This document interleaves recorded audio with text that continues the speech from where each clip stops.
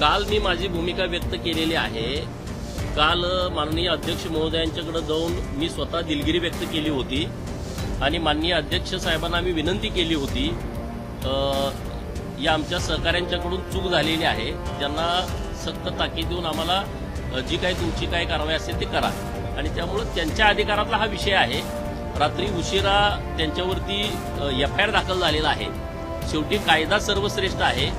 विधानसभेचे अध्यक्ष आणि विधान परिषदेचे सभापती हे सर्वोच्च आहेत, त्यामुळे त्यांनी जी भूमिका घेतलेली आहे त्याच्यावरती आमचं कुठलंच मत नाही। आम्ही कायद्याला मानणारे कार्यकर्ते आहोत, त्यामुळे आम्ही जी कारवाई झालेली आहे त्याला आम्ही कोर्टामध्ये आम्ही सामोरं जाऊ।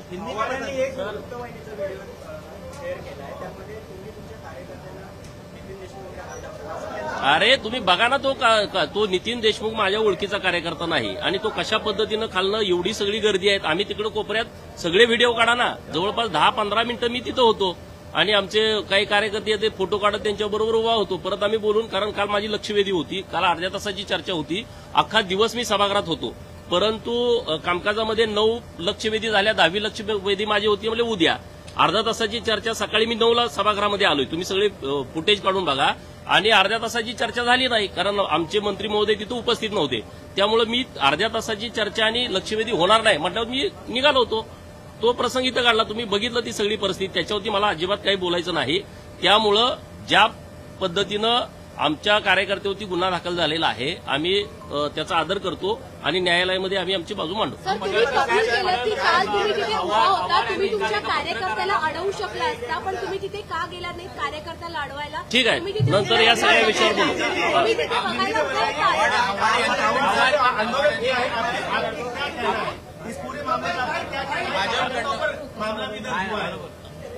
हमारे कार्यकर्ता के ऊपर जो एफआईआर रात देर दर्ज हुई है, तो ये जो विधानसभा क्षेत्र है वो विधानसभा के अध्यक्ष सम्माननीय और विधान परिषद के सभापति साहब इनके अंतर्गत आता है।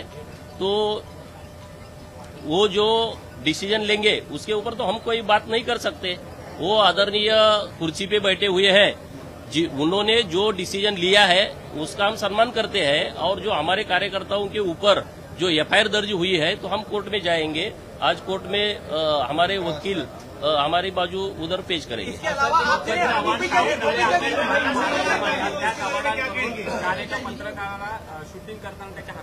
अरे तुम्ही आता त्यावर बोला ना, तुम्ही आता पोलिसांची गाडीची मोडतोड करता, मग हे कुठला प्रकार आहे?